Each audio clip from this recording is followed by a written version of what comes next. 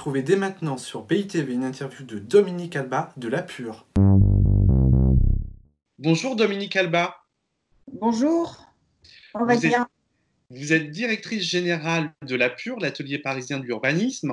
Je sais que vous n'aimez pas forcément tirer de conclusions rapidement ou formuler de grandes annonces, encore plus face à la crise actuelle que nous vivons. Mais j'ai une première question, c'est comment l'Île-de-France peut vivre cette crise depuis bientôt 2 mois et quelles sont les forces et faiblesses de ce territoire, premier poumon économique de la France, mis en exergue par cette crise? Pour une grande question, vous n'y allez pas dans le détail, si je puis dire. Qu'est-ce qu'on pourrait dire qui aurait un peu de sens dans une situation je dirais de façon générale, ce que l'on peut dire, c'est qu'on ne sait pas grand-chose, voire quasiment rien. Donc le constat aujourd'hui que je peux faire, c'est que quand même tous les grands services fonctionnent de façon impeccable. Donc c'est une crise sanitaire, ce n'est pas une crise liée à l'énergie, ce n'est pas une crise liée à l'eau. On n'a pas de problème d'approvisionnement, on n'a pas de problème pour circuler, au-delà de la question de la sécurité sanitaire. Donc, quelque part, l'Île-de-France et les grandes villes, enfin la France en général et même dans le monde, on a une résilience parfaite du point de vue des services dont on a l'habitude. On peut ouvrir de l'eau, avoir de l'eau dans son robinet, l'eau est potable, ce qui n'est pas une mince affaire. Au-delà de ça, on voit que on a aussi un système qui est assez robuste. Euh, on- L'État, les régions, les collectivités, tout le monde a aidé ou aide tous ceux qui peuvent, je dirais, on va dire l'État, les régions aident avec des moyens financiers.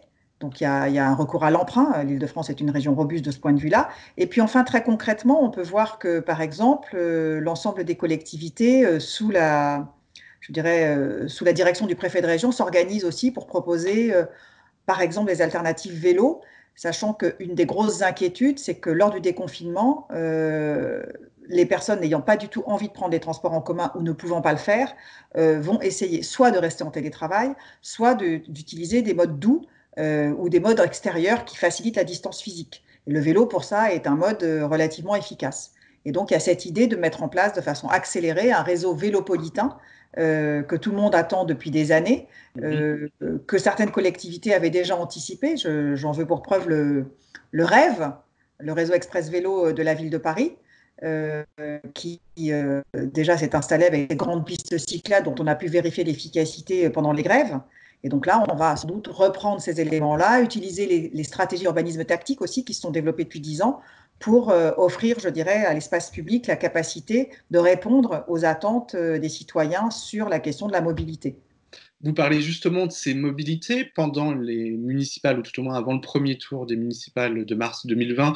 La ville du quart d'heure a été un argument de campagne. Est-ce que cette ville du quart d'heure peut être la solution post-crise? Est-ce que ces villes-là s'en sortent mieux que les territoires construits post-Deuxième Guerre mondiale, post-1945?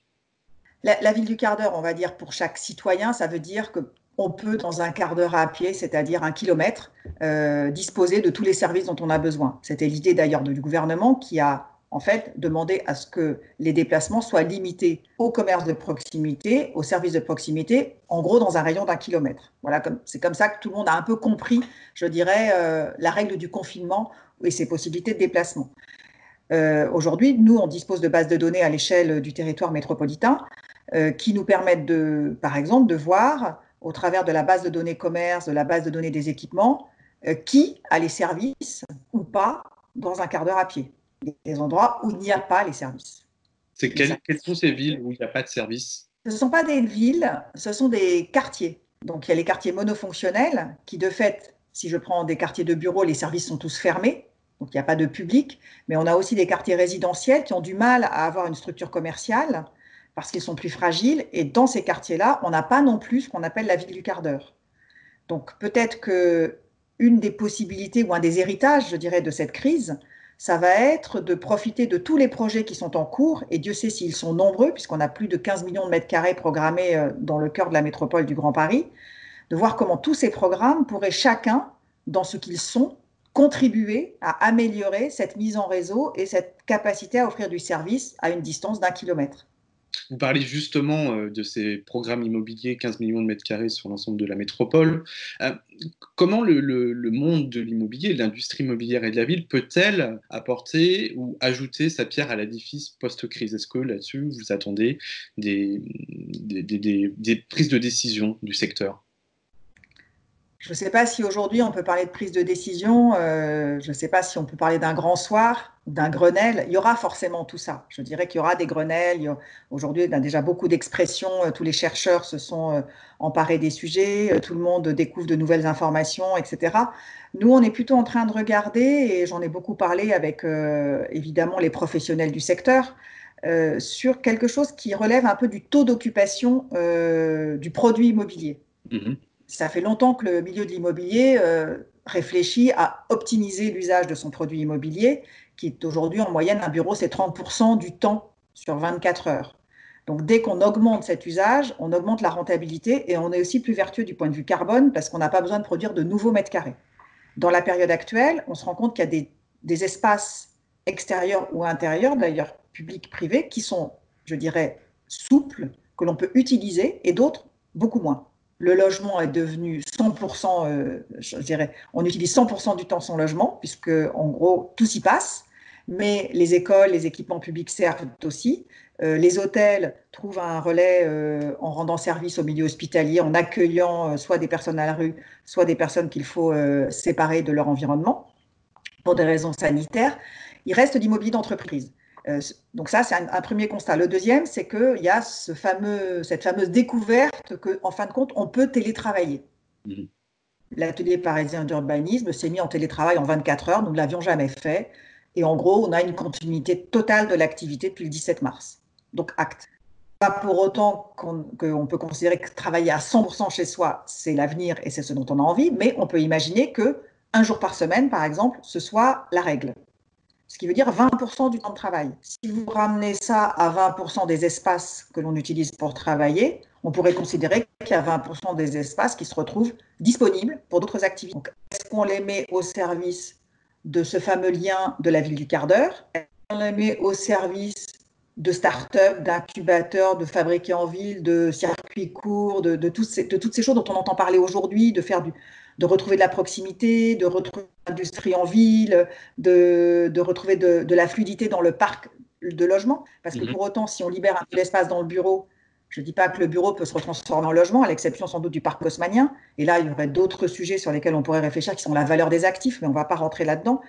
Mais imaginons de la résidence hôtelière, imaginons que des personnes restent à distance et reviennent travailler un jour par semaine à Paris. Comme je le dis, on n'a pas besoin de grands soirs et de gros chiffres pour retrouver de la fluidité et des innovations dans un système. On a besoin de 5%, 10%, 20%, mais je dirais autour de 10%, on s'en sort assez bien.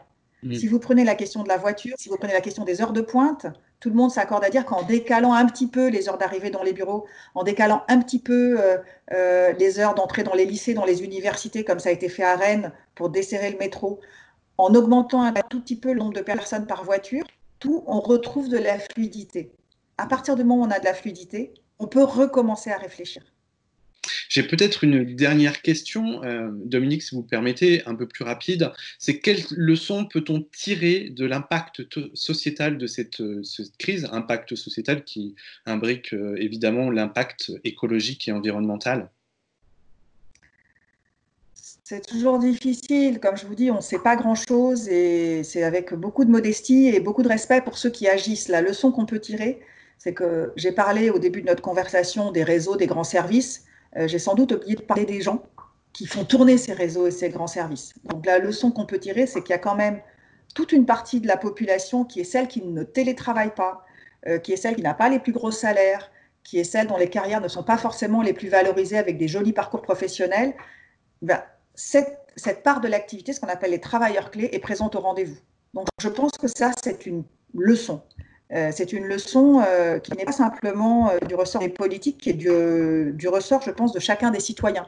Et comme j'ai coutume à le dire, on peut quand même chacun essayer de réfléchir à la petite chose qu'on peut faire. Donc, l'immobilier avec sa fluidité, chacun dans sa voiture, et puis nous, je dirais, citoyens, citadins, dans la façon de peut-être s'adresser à un commerce de proximité qui est peut-être un tout petit peu plus cher ou un tout petit peut achalander différemment pour aussi lui faciliter, je dirais, une capacité de ressources, voilà, tout simplement.